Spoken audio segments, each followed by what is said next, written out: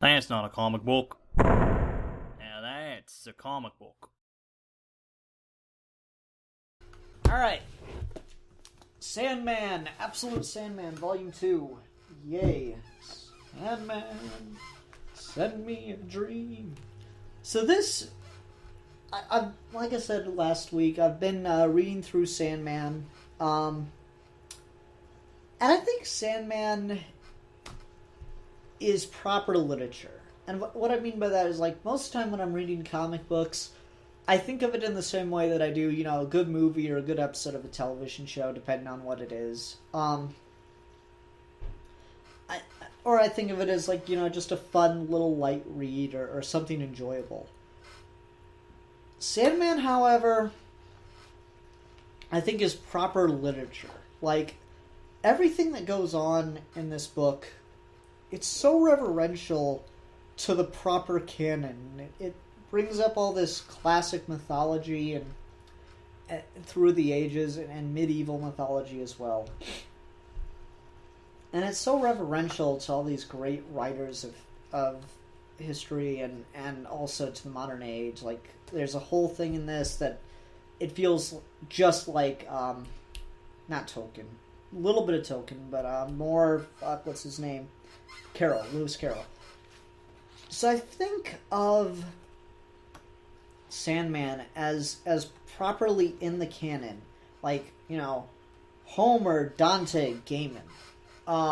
That's how I think of this, and it is just so well done. It is an amazing piece of work, and it's beautiful. I mean, I find myself often tearing up while I read through Sandman, and Volume 2, maybe a little less so than Volume 1. Most of Volume 2 is this story about this dream world that's going on, and there's, like, a war and stuff. And like I said, it felt very Carroll or very Tolkien, depending on your preference, and that's fine. Hold on, what's the name of it? What's the name of the story arc? Come on. Beginning to See the Light. There we go. Yeah, so that's the majority of this, and that's fine. It's still well done. I just, I like the stuff with Morpheus on his own more. And I really like, one of the things I love about what Gaiman does with Sandman is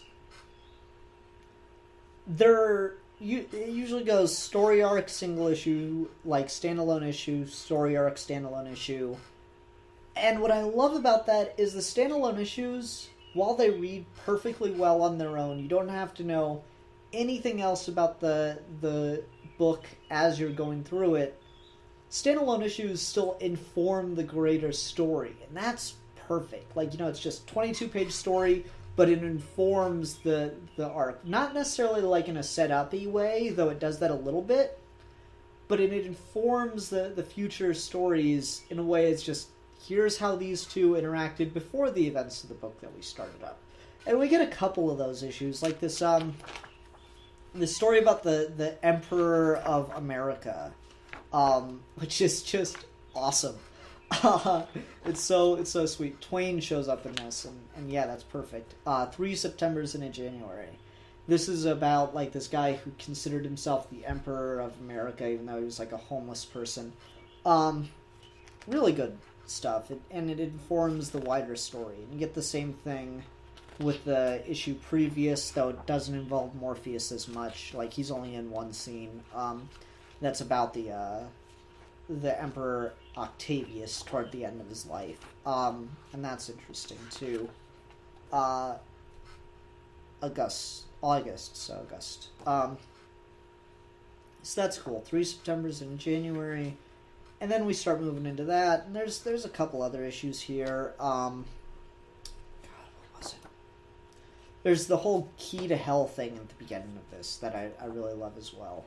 And that was brilliant stuff where Lucifer gave up hell and locked it up and gave Morpheus the key, and he had to deal with all the fallout from that, which is genius.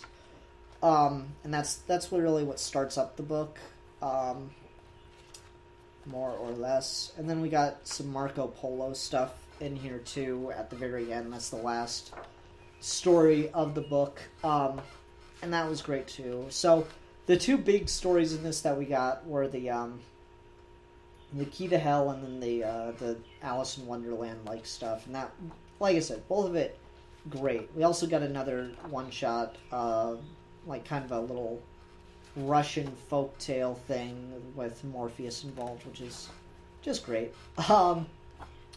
It was cool to see Baba Yaga. I had no idea who that was until about a year ago when Milan did a fairy tale story on his old channel, just talking about Baba Yaga and the story of Valicia. I can't remember her name. Just a little girl that met Baba Yaga, and that was cool. What's the name of this story here? The Hunt. Nice little one issue, one and done thing. And then we get the same thing with this Marco Polo story, Soft Places.